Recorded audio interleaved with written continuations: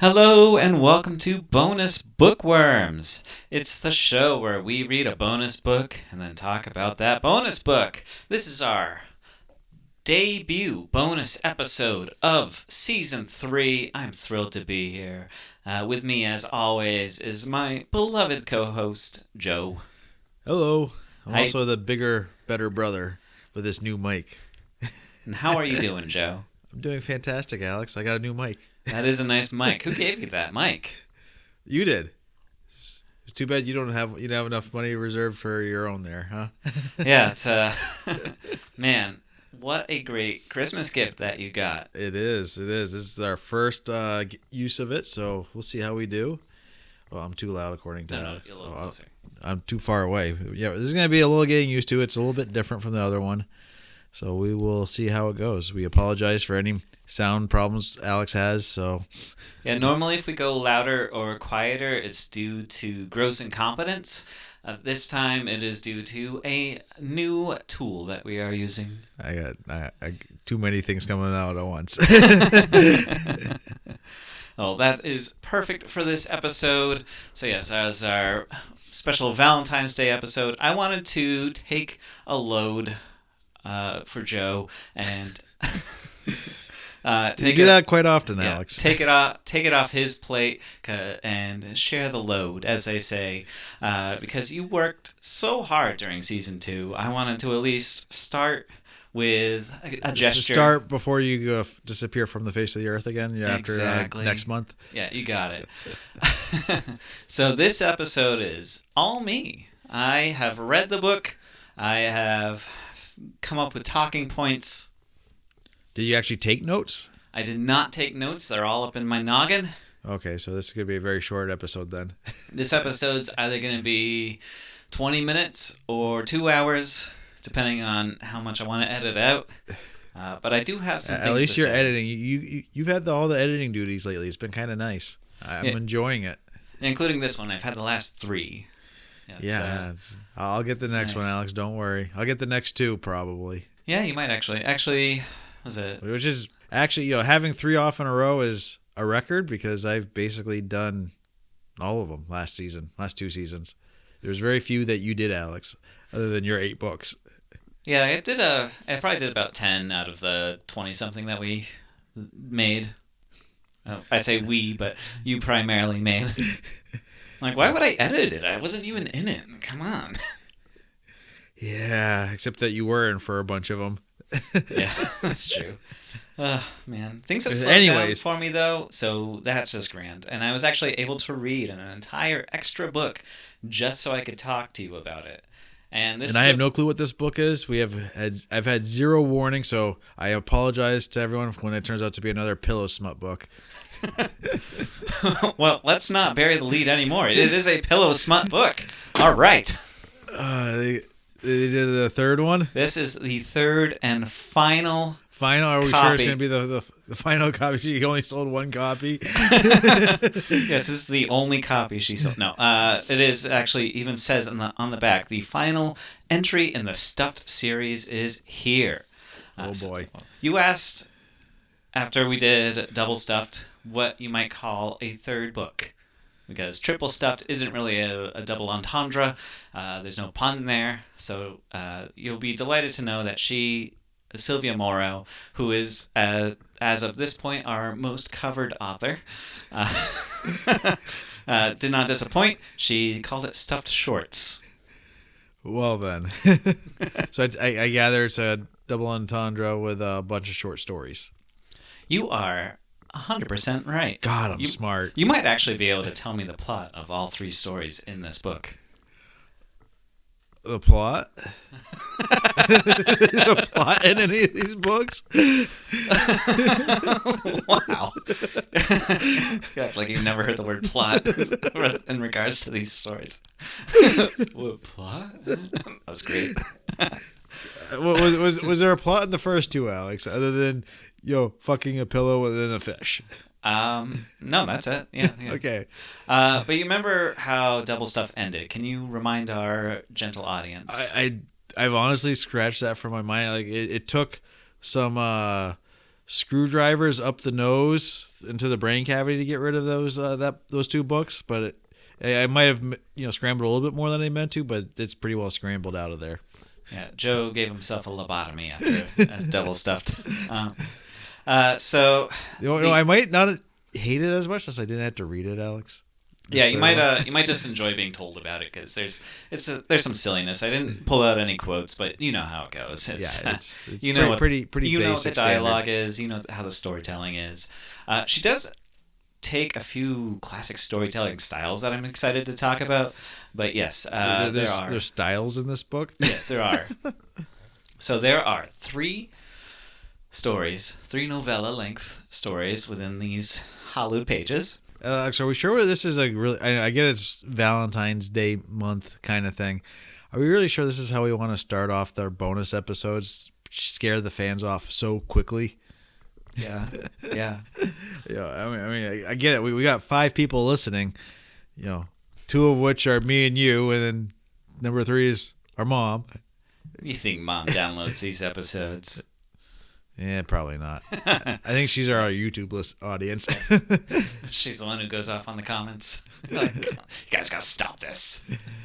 But so we're gonna scare off our 5 listeners here, Alex, and just starting off with pillow smut. So hard and hot and heavy here. You are so silly. I want to show you something real quick. That's we're annoying. Gonna have some problems here. Alex is moving around with a mic. Yeah. So if there's an issue, I apologize. But take a look at that stack of books that's next to you. I see all the spines? Yeah. They're all facing a certain direction. Yeah. Yeah, all facing down towards the table that they're on. I see that. Yeah. I'm gonna put stuffed on top of it. So Amazon printing wasn't the greatest. Yes. So obviously Silvia Morrow did not put a lot of effort into this. Are we sure it's not done Asian style, or you read backwards? No. I think the spine is upside down. Well then. Yeah, so obviously this is not a big enough money maker for Miss Morrow there to be spending a ton of time, unless if this was just typical editing mistakes, and the second edition will have the correct spine and all edits made. Kind of like your books, Alex.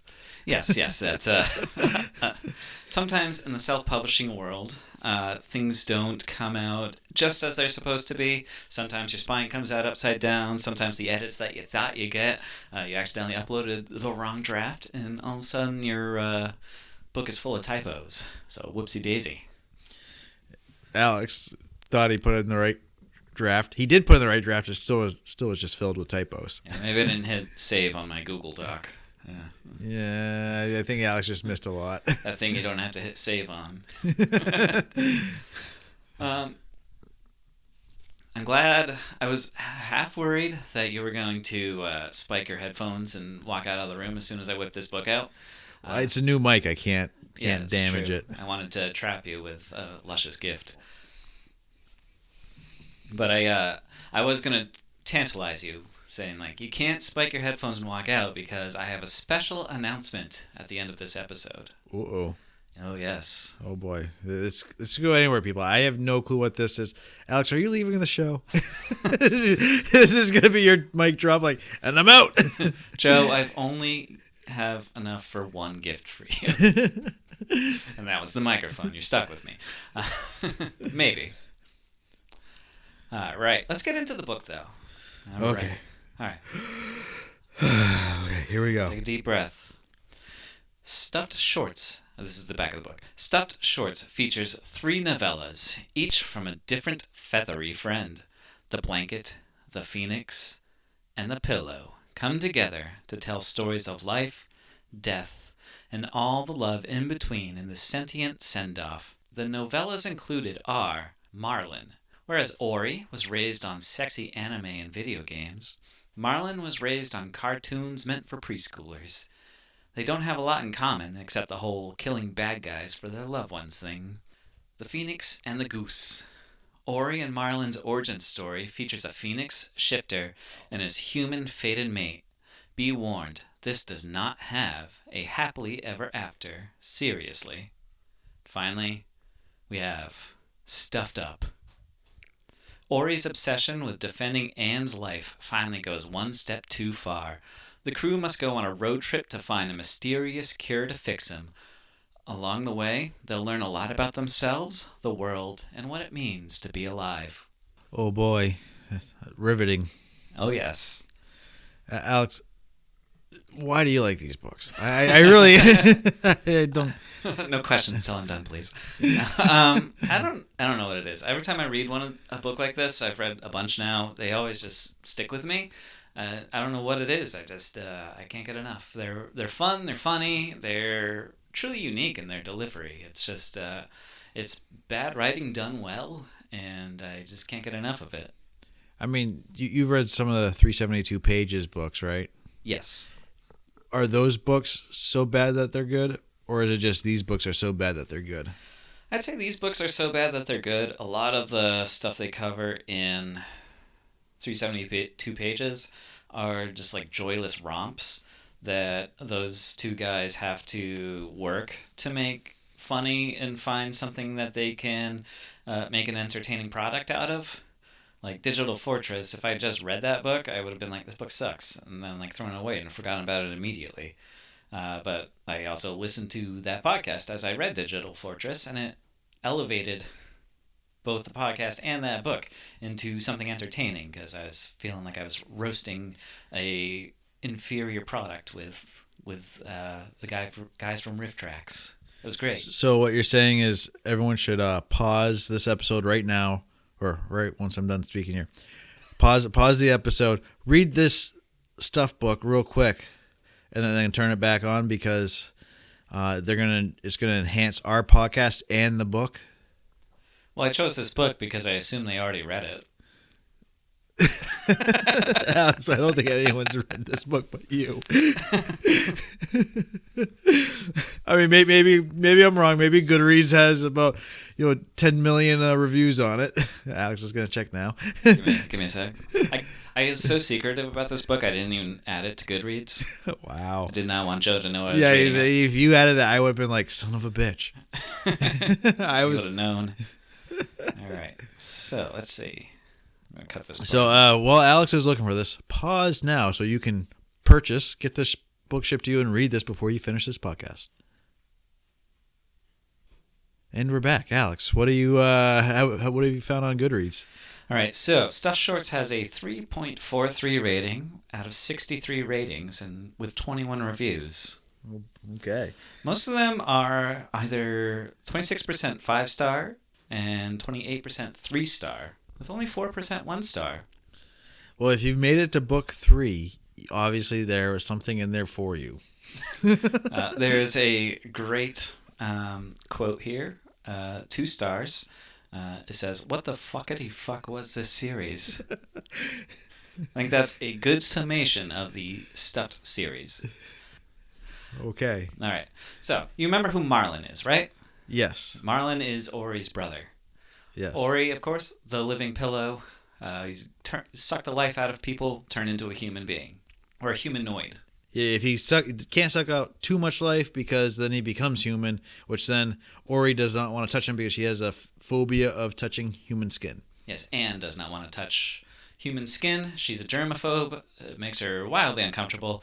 But she loves Ori, and in the last book, Ori had intentionally killed 2 people right in front of Anne. No consequence.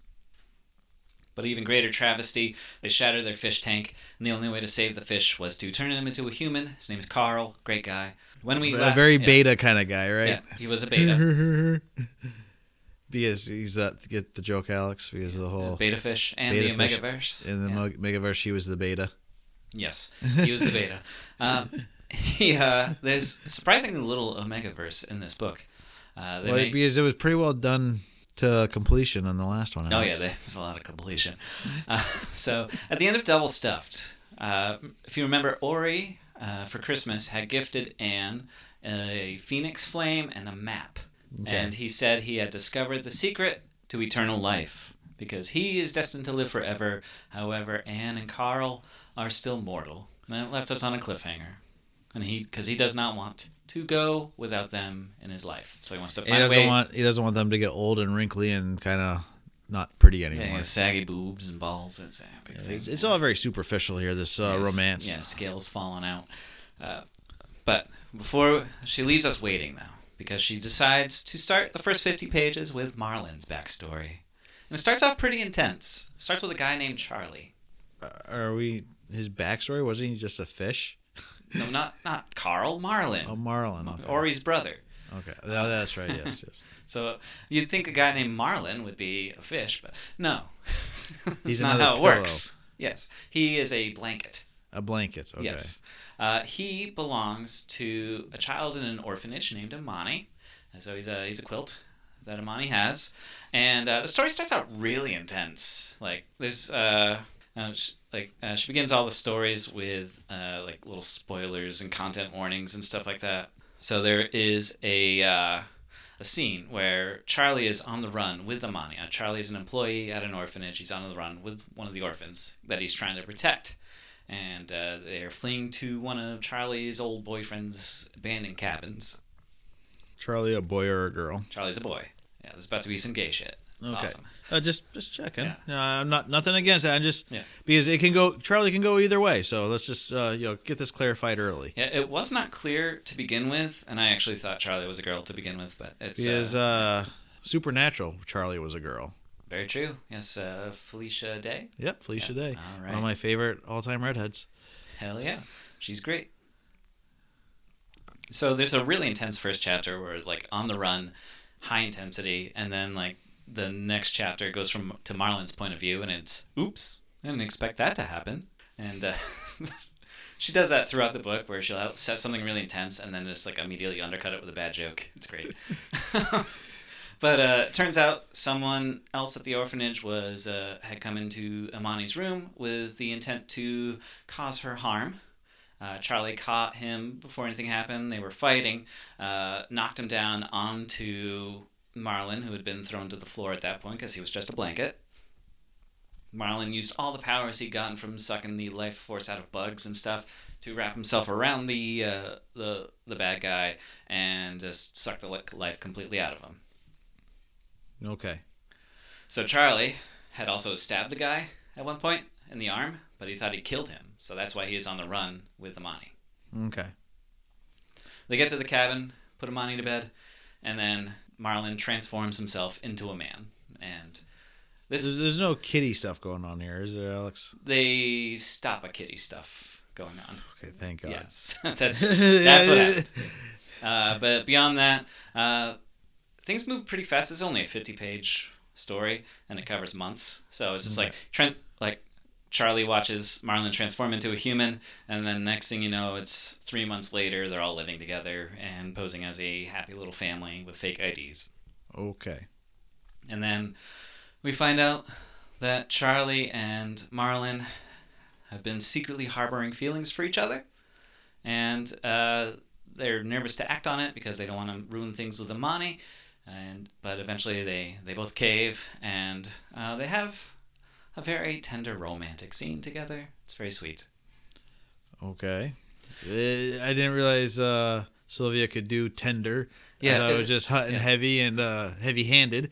Yeah. There is only one plot hole in this. They keep making repeated jokes about Marlin not being able to get wet because every time he gets wet, he gets all soggy and gross. However, at the end, he gets covered in cum twice. So it's and nothing bad happens.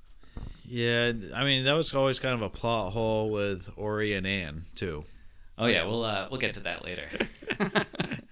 It's kind of a nothing burger almost. It ends with them saying they're gonna go have dinner with Ori and Anne and Carl, and that Ori is obsessed with the map that Marlin had somehow procured. Doesn't get into how Marlin got the map.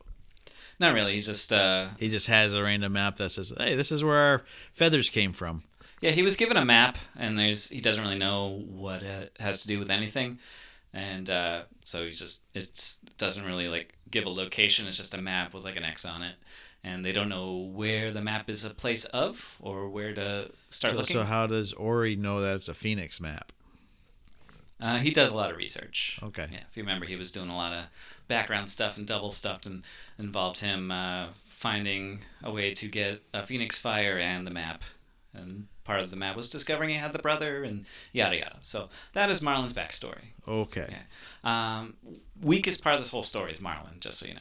Because you think he's going to come in here somehow or another. No, he's just a deus ex machina to get the map into Ori's hands. Okay. In the third story, they go on a road trip, and you think, like, oh, they're all going to come together, they're going to learn to bond and be a family, but then Marlin's like, no, I'm going to stay here. Well, then. Yes. Now. This is riveting so far, Alex. Yes, all right. I am glued to my seat, eyes wide open, trying not to snore. That's what I thought. That's what I thought when I read the first one. This first one's not a good way to set up, and it also, if you ask me, does not stand up to the rest of the quality of what Silvia Morrow is able to do. So it gets more intense and sexual in the next two stories, is what you're saying. Yes, the third book especially is very sexual in nature. Okay. Which you wouldn't think it would be. You got to build up to that tension, you know. I sure am. This second one, Silvia Morrow really wants you to make sure that you are not reading a romance this time. You are reading a tragedy. A tragedy. So she has a whole friggin' 2-page trigger warning thing. Well, you gotta love a good trigger warning. She also include, in case you didn't want to read it and be upset about what happens in this story, she includes a brief summary in the back, so you can just kind of read the important notes and carry on to the third story. But it's what you read is important to set up the final story, so you have to read the middle one to get to the last one. This one is about where Ori and Marlin came from to begin with. She says more backstory. Yes, you get a lot more backstory this time. This one's a lot longer. It's about 80 pages. Okay. She says, I need to make it clear the story's a tragedy, not a romance. It will end with the death of both main characters. This is not a spoiler, as the basic plot has already been explained and stuffed. However, you must know the basic characters and summary of this story to best enjoy the final stuffed story. Stuffed up. I will post a page that contains an entire summary, yada yada. And then there's also the content warnings, which includes cheating, a pet harmed, death of main characters, no happily ever after, main characters getting badly injured, awful death, sex, kidnapping, murder, burned alive, loved one being eaten, description of how an animal is butchered. So those are the things you got to watch out for. If you're squeamish about any of that, skip this one and go straight to Stuffed Up, okay? Okay. Can I just skip to the end here? So I'm not saying that Silvia Morrow is a Star Wars fan. However, she did name the two main characters in this section Luke and Lara. Okay. Yes. So Luke is a phoenix. He can shapeshift into a human, but he is a phoenix.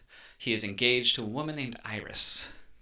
Okay. Iris is also a phoenix, but she is materialistic, vain, and very... I thought the whole idea of a phoenix is that there's only one. And very cruel. No, there's a whole... We're getting deep into the lore here, okay? There's a whole society of phoenixes. And Iris thinks she can be, one of the head of the phoenix societies. This whole, Order of the Phoenix, to reference a different book series. So she's a big wig in the phoenix society. And she's got an arranged marriage with Luke. And everything's hunky-dory. Until Luke meets Lara. Lara is a shoe shop girl, human girl. Your usual fairy smut. You got the 300-year-old phoenix falls in love with the young adult human. They have so typical age play stuff that's just really creepy when you give more than a second's thought to it. Exactly. Yes, you get the idea. They have some of the worst back and forth texting in this book of what makes a romantic texter. Things like she keeps calling him cutie and blondie and stuff like that, and he's all like, oh, I was like, oh, you're calling me cutie, not blondie anymore, you must really like me, and stuff like that. It's but they set up a date, they have a good time, they go to see a movie, and eventually they make love. And again, it's very soft and tender this time because it's true love. So what was Ori, Ann, and what's the fish's name? Carl. Was that not true love? No, there's true love there too, I would say. But but it's not sweet and tender. It's just hot and romping there. Yeah, there's a little bit of both. I think if you got to kind of peel back that first layer of sex slime. I'm sorry, I forgot this is an onion. Yes. That's making me cry, not just a horrible story. Exactly. This is a very ripe onion. So Luke tries to get out of the arranged marriage, and he can only do that if he proves that true love conquers all, that kind of concept. So the only way he can get out of his arranged marriage is if he proves he has true love with Lara, which he is able to prove by sleeping with her, as as one does if you want to leave your fiance, and so just cheat. This is the simple answer. As the Psycho Stick song goes, orgasms equal love. But however, Iris, we see a quick display of her powers where there's an annoying little chihuahua. This is where the harming of an animal comes. There's a harming of a chihuahua. Is a chihuahua really an animal? Yeah, you got a point there. She's annoyed by it barking, so she grabs it and turns it into a fish with her transforming powers. That's the thing you got to watch out for if you're worried about poor Louie the dog getting transformed into a fish. Does Louie then become Carl? So that'd be a nice full circle. I will say Louie does make an appearance in the third book. Okay, yeah. But not as Carl. Not as Carl. No, Carl is a goldfish, and Louie gets transformed into a koi fish. Oh, okay. Yes. Yeah, so a little bit larger. Yes, exactly. Otherwise, same basic function. So anyway, Iris finds out that Luke has been cheating on her. Okay. And she goes and drags Luke to the shoe store. Luke goes in first. Lara sees him, runs up, gives him a big old hug, says, "How are you, my silly goose?" And then in walks Iris. And the last kind of POV we get from Lara is that she realizes that Luke is a dirty cheater because he was engaged to somebody who's now confronting her about it. And so there's some clear hurt and betrayal. And then Iris, in all of her anger and obsessed with the term silly goose, transforms Lara into a goose.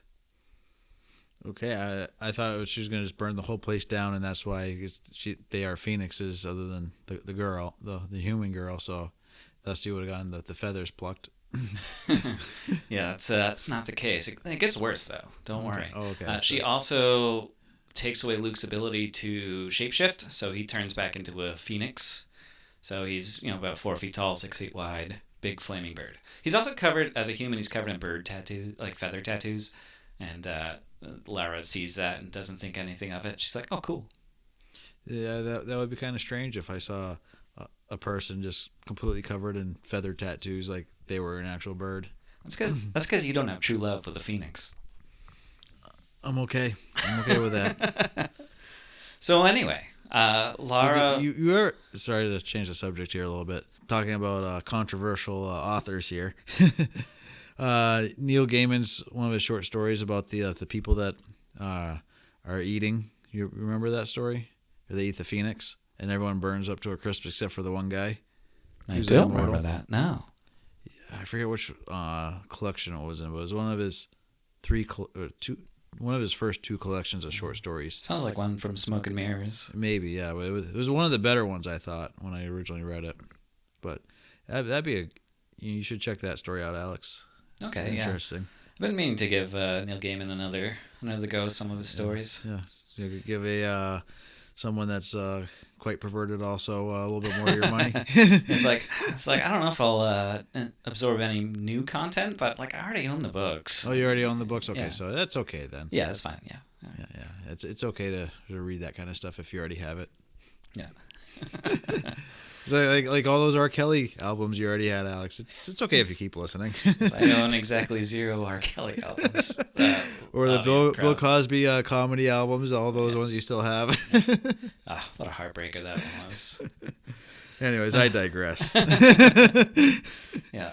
Oh gosh, I'm gonna have to go to now I gotta wait for my next Diddy concert. Go stand in your corner again, Alex. Jesus Christ. The spiked paddles over there, you can go after yourself there for a while. At least we still have Joss Whedon, right? Oh, damn it. Anyway, Lara flies off in her hurt and betrayal, and Luke gives pursuit. Lara, I forget exactly what happens. It's weird. I don't know. It gets really kind of wild here. But Lara kind of gets injured, and winds up on a goose. Oh, she gets hit by a truck. That's what happens. She gets hit by a truck that is carrying farm geese that are being taken to slaughter and to be plucked and sold as meat and feathers. And the farmers are like, oh shit, we hurt one. I don't know. And that also injured some of their birds. So they're like, oh, we'll take this one with us. And so they throw her on their back and they drive off with her.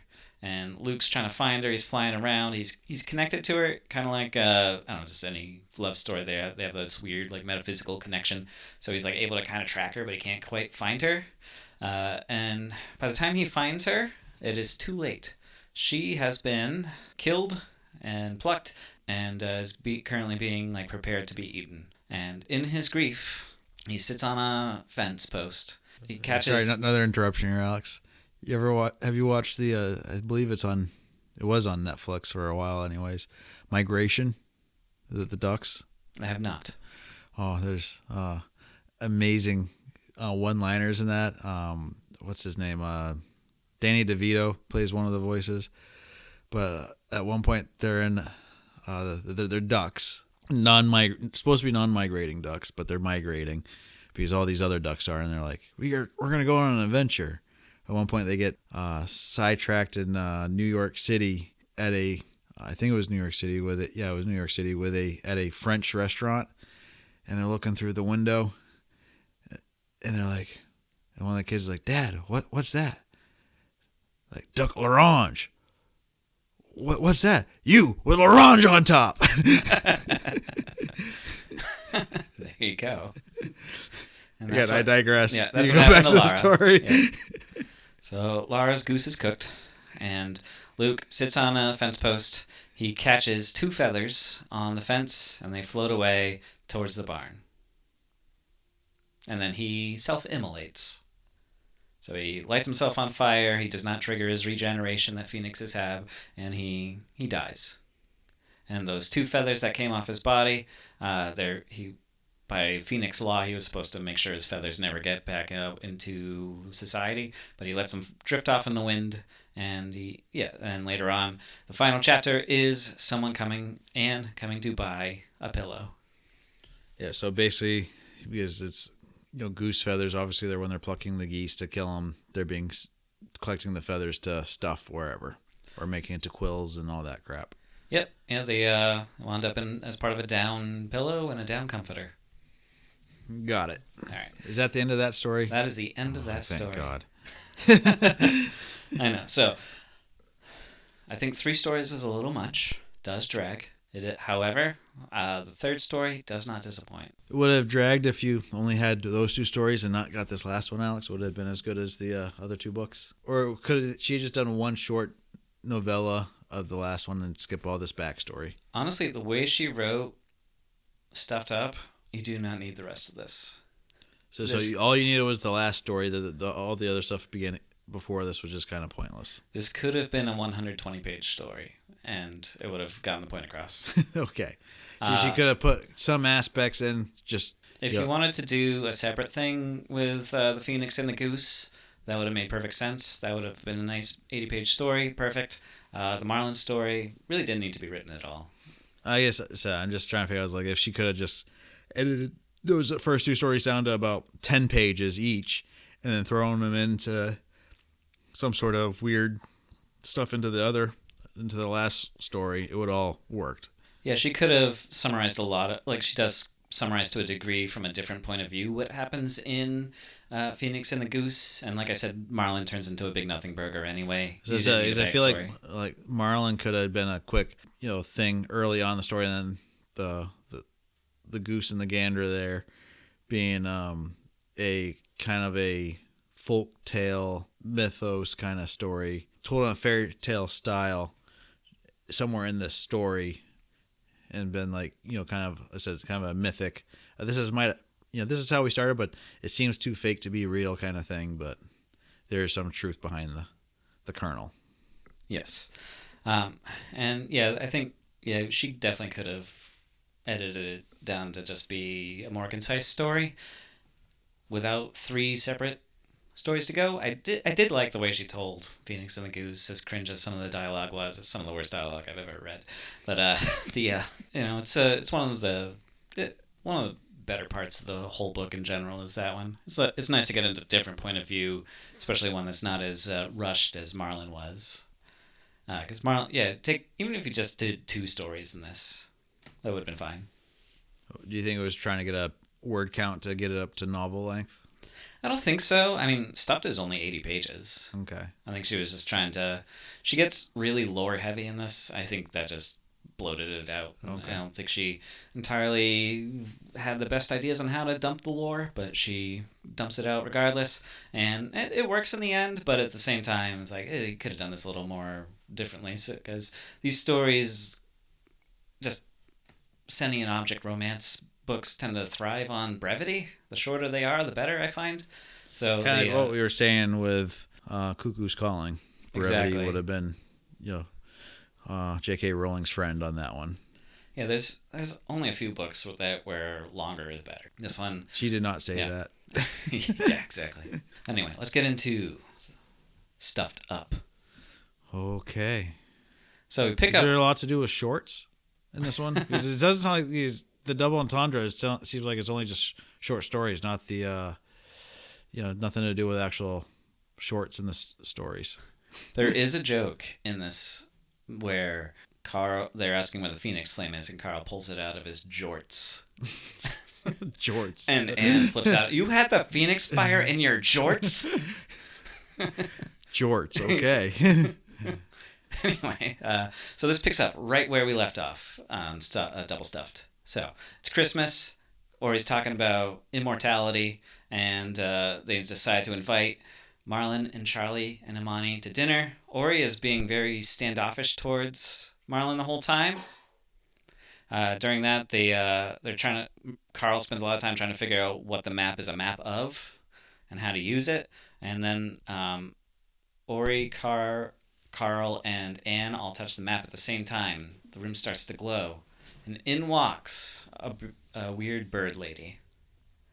And she tells Ori, you got to stop what you are trying to do. And Ori's like, no, I'm going to try and do this. And then she punishes Ori by turning him back into a pillow and stripping him of all his powers. So she took the feather out. Essentially. But he's still alive. Oh, so he just has to suck off more life from other people to regain it? He cannot do that anymore. Oh, okay. So he is stuck as a pillow. Anne flips out. Carl does too. They're big meltdown. Except 3 pages later, Carl and Anne start flirting with each other and getting a little more intimate. Well, the beta is I can finally be an alpha finally. Oh, you're good at this. So they find out that the map is a location in El Paso, Texas, which is where Phoenix and the Goose takes place. I forgot to mention that. So way to bury the lead, Alex. I know. So they start a road trip down to El Paso, Texas, and Anne is flipping out the whole time. There's a lot of hotel talk because she's a germaphobe. She hates hotels. And Carl, they can't just sleep in the car. Yeah. Well, she wants to do that, but Carl insists that she sleeps in the hotels with him. Okay. Carl discovers in Ori's absence that he kind of likes the being a little more dominating, and Anne described she likes Carl being a little more dominating too. Is Ori going to become the beta when he comes back? Oh, you have no idea what's going to happen. You are not going to predict this at all. You might predict it a little bit, I don't know. But so Ori is it going to still end in a 3-way, or is it going to be a full-on orgy? It's going to end in a 3-way. Okay. Carl, though, he's talking about how, Ori had all this time before he became a man, so he got to see, he learned all about Anne, everything that Anne likes, and, he got to learn about her fascination with anime and all of her hobbies and interests, and he's still trying to get to know her, but then he gets all, dominant on her, and he tells her to do to Ori what she used to do when he was a pillow, so he forces it, makes her masturbate with the pillow, and then he has sex with her in the hotel room, and that actually makes her feel a lot better. He's being dominant in that way with her, and Ori's kind of into it too. He's like seeing this new side to Carl, and he's both like enraged by it because he's the alpha, but he's also like into it. He's like, oh, this is like, ooh, I'm gonna have to explore this side of him too. And so yeah, they all they curl up. They got Ori in between them as they sleep, and then they continue their road trip. And they get down to Texas, and they keep having to stay in shitty hotels. Eventually, they make it to a hotel that is entirely run down to the point where Anne does not want to stay in this hotel. It's the middle of the night, though. They have nowhere to go. And she's running back to the car. She's going to sleep in the car this time, when all of a sudden there's a strange man standing by their car. And he asks Carl, like, hey, are you the bird guy? And Carl's like, no. Well, he says yes because he's unsure of what's going on. And he just wants to hide their identities a little bit. And the guy reveals himself as the person who gave Marlin the map, as a way that his handler or boss secretly wants to summon the feathered people to her. Is Marlin still in the picture here, or did he bug her off? Marlin, Charlie, and Amani all stayed home. They're back in wherever they live. I forget where they live. Doesn't matter. Ohio. Yeah. They did not come on this journey at all. Okay. Like I said, big nothing burger. They could have, there was some tension between Marley and Ori. They could have bonded. No, they summarized that in a chapter at the end of the book, or a sentence at the end of the book. We're like, I actually like Marlin now. But anyway, okay. We meet. So the guy leads Carl and Anne to a mansion in the middle of nowhere, Texas.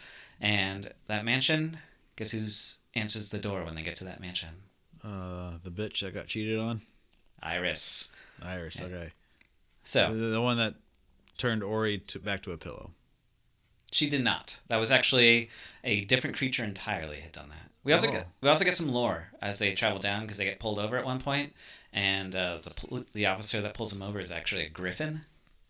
And apparently Texas is full of phoenixes and griffins and all sorts of they do have a very lackluster endangered animal as pets laws down there, I believe. That is very true. You can basically buy any animal in the world and have it as a pet in Texas.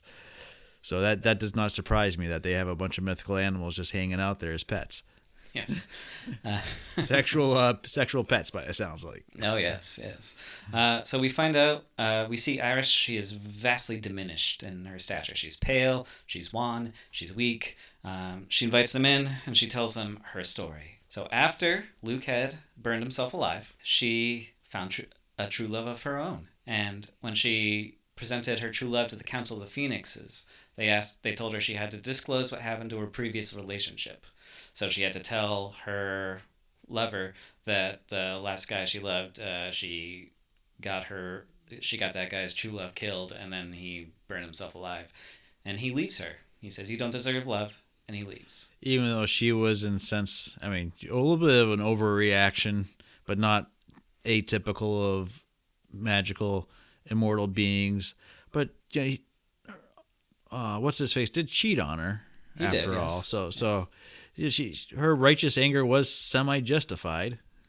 Yes. And as immortal beings tend to do, they overreact and ruin a lot of lives around them. So, I guess it's par for the course here, but... Yes, she said her intention was to turn into a goose for a little bit, and it just got out of hand. I'm sure Zeus said that to all of his victims also. Yes. Yeah. I was just going to turn you into a cow for a little bit. Yeah. I was going to turn you back eventually. Yeah, I was like, I left Prometheus there. Oh, silly goose. But yeah, she feels guilt over her actions that led to because it made it so she couldn't have her one true love. Yeah, and she's sorry, keep interrupting, Alex. Go for it. These phoenixes get one true love, but Annie gets two. Pretty much, yeah. That's how it works. Okay, just checking.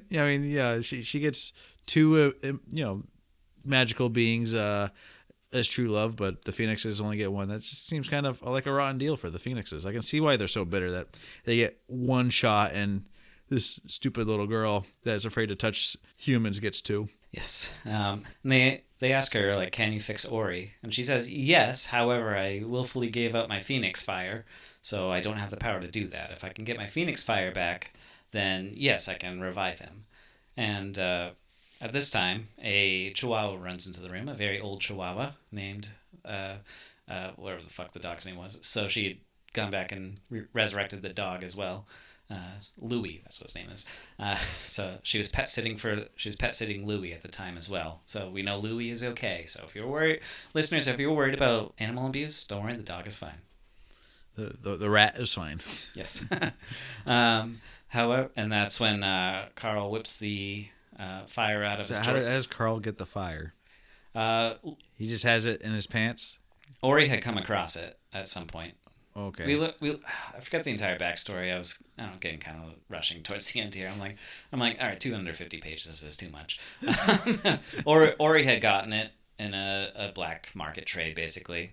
Oh wait, I do remember actually. He a governor had come across it, like he bought it, and then the governor was kind of into a bit perverted, as governors tend to be sometimes, and he'd sell the Phoenix Fire to Ori for a price and also a couple pairs of his underwear.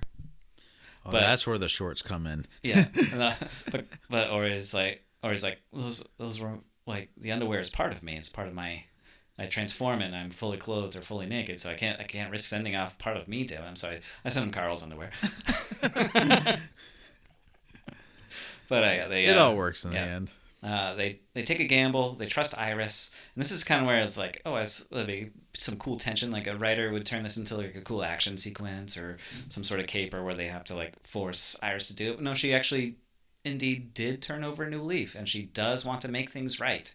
She has vowed to put things as right as possible. Since Ori is part of Luke, he's not Luke. He's not Luke's offspring. He's just got a small part of Luke within him. She resurrects him. And this is like the end of the drama of the scene of the whole book, because everything's put back to as it was. And so the last 50 pages of the book is just pure sex scene? Kind of. Ori decides to have a little bit of fun as he's being resurrected. He decided, like, hey, I only made myself a man because that's what Anne wanted. So he decided to have a little fun and come back as a woman. Okay. Yep. So Carl gets to stay the alpha and... Oh, yeah, there's a whole scene where, like, she is standing outside with Carl, and Carl tells her to run. And then he chases her into a clearing, and they have a raucous sex. Okay. Don't worry. Carl getting a little revenge for when Ori did the same to him? So there's a fun little back and forth. Like, he's, like, doing her from behind, and he, like, leans into her ear, like, do you like that, you little beta? And then she gets pissed off, and she, like, flips him onto his back and is, like, starts riding him and stuff. It's funny. Okay. And then they both finish. She still ejaculates feathers, so his dick is covered in feathers when she pulls off of him. I gotta imagine Ori's getting awfully thin there, losing all them feathers every time he ejaculates. She ejaculates. Yeah, I don't know. I don't know. I feel like there should be more lore. Like, how does he replenish? Does he have to go to the down store? In town and restuff me, please. They're like, no, sir.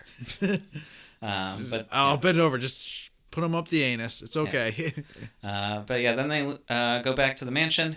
Anne's in the shower. They surprise her in the shower, like, hey, how's it going? And then she's how does Anne take the competition of another lady? She's cool with it. Okay. Not phased at all. Yeah, it's kind of funny. Like, she's like, what were you two up to? And Ori's like, nothing. And Carl's like, we just had sex in the woods. I'm glad Carl keeps that same voice of a dweeb and a boob. Yeah. And then they have a three-way. Ori goes down on Anne while Carl hits her from behind, and it's a good time. Okay. Yeah. And then they all come back home. Ori transforms back into a male, and this is where we get the he finally learns his lesson, because he hasn't really changed much throughout these 3 books. He's just he's all about Anne, but he's also incredibly, like, he's a huge simp, but he's also incredibly selfish. And he was talking to an old lady on a bench, and he learns about death. Did he have a box of chocolates? It's essentially a box of chocolates scene. She tells him that he's like, "Oh, my husband's been dead for 40 years." And Is that why you got the scythe on the cover? yeah. He has a little like internal conflict where he decides like I can't make like he tried to make Anne immortal, and like he realized he can't make her immortal, so he finds a way. He summons the bird lady again. I gotta look up what her kind of bird. I'm not gonna do any more research on this fly. Yeah, this has gone on long enough, Alex. Yes. So let's just wrap it up here. Yeah, he gets her to cast a spell on him that when Anne dies, he dies. Okay. And that's the story. That is Stuffed Shorts by Silvia Morrow. Okay. Well, I'm glad we're done with the series forever. No more books. Alex, you're not allowed to pick bonus books anymore. Yeah, so it was...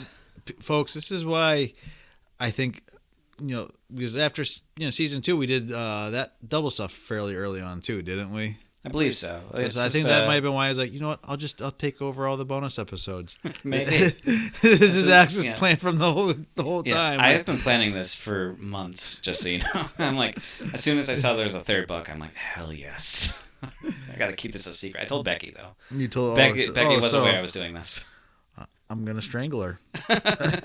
Yeah, so I agree. We don't need to do any more stuffed books, especially hopefully. We don't have to do any more pillow books. I think this will be the last pillow book. I don't see Silvia Morrow returning to it. She actually I saw she had a book that was actually published through a publishing company. I follow her on Instagram now, and she was talking about she actually got into a lawsuit with them because they were like withholding profits from her and stuff like that. That's a fairly common thing. Yeah. So that was a big mess, but there are. You gonna try to interview her, Alex? I might reach out someday. I don't know. I'm nervous. Right. I'm your biggest fan. I think I might be.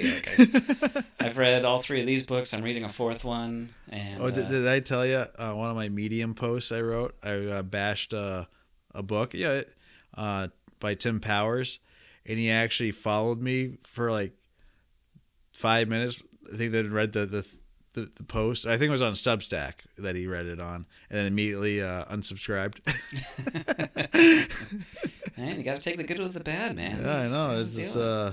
I felt a little bad, but at the same time, like, he's a big enough author. And he's not a household name, but 80s, 90s science fiction fantasy, he was one of the dominant figures back then. If you were in the know, so I feel bad, but at the same time, he did well for himself. So yeah, he's fine. Yeah, I'm not costing him any money at this point. That's for sure. Yeah, exactly. Yeah, but I enjoy these. I enjoy these sentient object romances. This one, I would say, diminishing returns.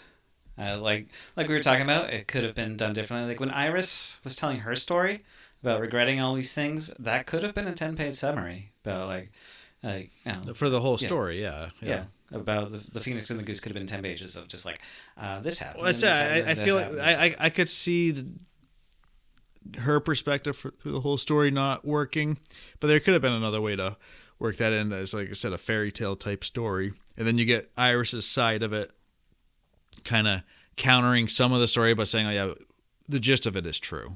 Yeah, like I think that would have been a much more interesting thing. Yeah, even if it was just like Luke and Lara both kept a diary or something, and they read the diary. Well, you could have had, because you have all these mystical beings apparently just roaming around Texas. Why they would want to go to Satan's asshole of a state, I don't know, but that's where they are. You could have had some mystic old man come down and say, "I have a story to tell you," and they're like, "We don't care." Well, I'm telling you anyways, and then have a 10-page, story of the goose and the gander. Yeah, exactly. And I would still give this book like 4 stars. I liked it. Okay. It's a lot of fun. It's a good time. Just tighten it up a little bit. Remember the first book where I said it was kind of could have been Anne having a psychic or psychological break because of a sexual assault. Book 2 didn't quite carry that same kind of tone to it. This book follow up on that kind of aspect of it at all? Yeah, that would have been like real mindfuck if that was the case. Also, like, I think I texted you, like, what if the assault in Double Stuffed with the two security guards? Like, what if the rest of that book was her trying to cope with that? Yeah. Is like introducing a second lover and everything. But no, I think I like it with a happy ending fairy tale too. Okay. Like that's just fine. It would have been such a dark turn if that had happened. Oh my god. It would have gone from 4 stars to 6 stars basically on a 5-star rating. It would have been like the end of Roseanne when you find out like Dan was dead the whole time and this is all in her head. But yeah, no, it's a good series. Silvia Morrow, ton of fun. Every time I read her, I enjoy it. Alex, if Sylvia, you're listening to this, Alex wants to do an interview with you. Yes, please come on our show, Sylvia. I will. Even Joe will be respectful. I will probably not be in on the interview, to be honest, because I will be a sarcastic asshole. But Alex, who is a true fan, will give it credit where credit is due. And yes, I feel like my perspective on these books is. I will listen to it if that's. I would greatly enjoy learning more about like what drives someone to write books like these, because she's just released a book about it's called Insert Token for Love, and it's about a slot machine that they fall in love with, like romance, and she's got like My Date with Boba Tea, and it's a bunch of stuff. She's I'd say she's one of the leading voices in this niche genre, and I'm gonna stand by that. So basically, she's the giant of the industry for inanimate love. She's like the Tom Brady of inanimate love. Tom Brady or Mahomes? I don't know, I'll ask her about her ACL when I interview her. Maybe if Mahomes and Tom Brady had a baby together, this would be... Yeah, I think Mahomes is just setting himself up for comeback player of the year next year. Oh, that's all he's doing. Yeah. He had such a horrible team this year. He had we'll get an injury here late season, so I can blame it all on that, and then I'll come back and win it all again. Exactly. Yeah. Him and Chris Collinsworth are not done. But we got distracted. Joe, before my announcement, do you have any questions for me? Can I pull this trigger now so I can kill myself? Okay. Well, that took a dark turn. Joe's dead. What's your announcement, Alex? All right. I have been thinking about this for a long time, and it's been something I've been wanting to do for a while now. And let's make it not so dirty after this. I think we already need a shower, Alex. Let's just stop gilding it and just get it over with. Trying to be serious. Releasing concurrently with this episode will be my Medium account. Oh, shit.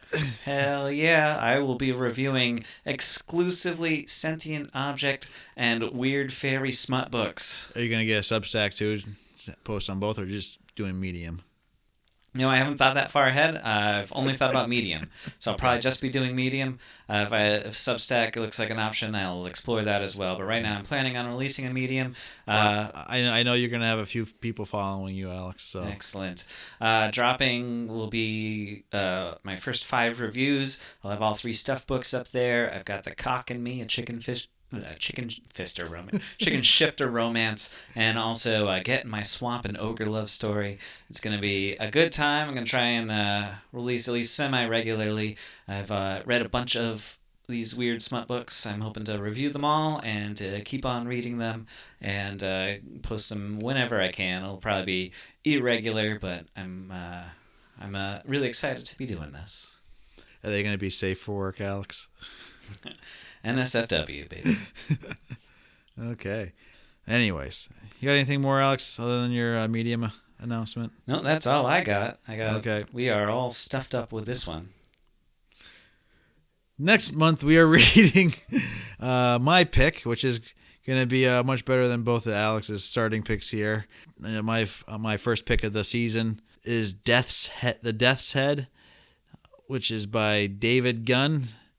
And, it's going to be a military sci-fi, so buckle up and get ready for that wild ride. There is sex in that book, too. There is, which is normally something I don't enjoy in my books, but this is just such a off-the-wall crazy shit happening. It's just like, whatever. Yeah, it's pretty. Like I'm only 40 pages in, and it's pretty wild. Body count's already outstanding.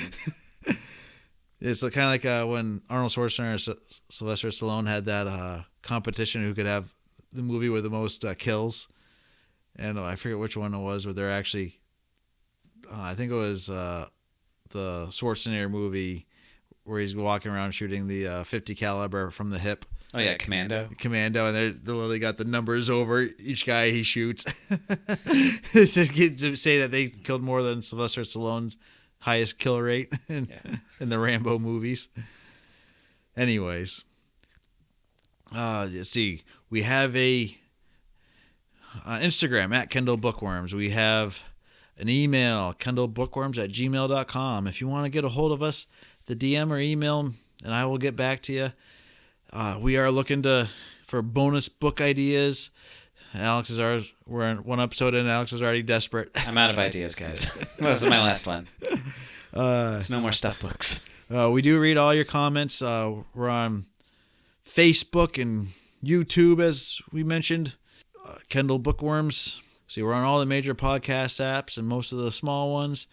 If you're on Spotify or Apple, please leave a review and rate us to help get the word out about us. We did crest 1,000 downloads on 2025. Thank you very much, Alex. We're not quite at the time of recording this. We're not quite into the new year, but last I checked this morning, we're 38 or 39 downloads over 1,000 in 1 year. So excellent. We're growing, baby. We're growing. We're growers, not showers. And let's see, what else do we got? Alex is about to have a Medium. I have a Medium and Substack. Look me up, Joe Kendall. It'll be also in the link will be in the description. Alex, are you gonna have it? Do you have a username picked out yet, or are you just kind of flying by the seat of your pants here? Not yet. It'll click the link will be available in this episode. So click that link. Okay. And we'll get that in. Let's see, what else do we got? We're hosted by Podbean. And Alex has got some books for sale on Amazon. We have The Destroyer and Paul Plimpton vs. Ragnarok. Tune in later this year for my next re-release, I guess it is. Yeah, Alex has till Thanksgiving, I believe I gave you. Yeah, you gave me until November. Yeah. Beginning or end, I think, is my choice. It'll probably be the end. Knowing Alex, you'll need every last day. November doesn't end until December 25th, okay? Anyways. I forgot to mention, my Medium, it's all other books that we don't cover on this podcast that I review. If any of those reviews gets over 100 reads, that will be a bonus episode this season. Alex will have to buy that book, read that book, and we will talk about that book in a bonus episode. We do have Between Two Fires, which is slowly crawling up there. We're not quite at 60 reads yet. Let's see if we can push that up there and get that over the hump. Same goes for the books I review. If you want to hear more smut, anything over 100 reviews, Joe will read it, and we will do an episode on it. Bullshit. Joe didn't know this until just now. That is my second announcement.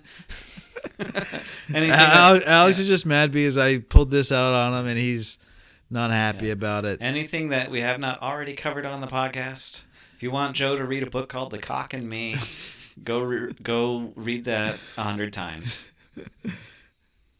Okay, anyways. I think that's all, Alex. That's everything. Alrighty.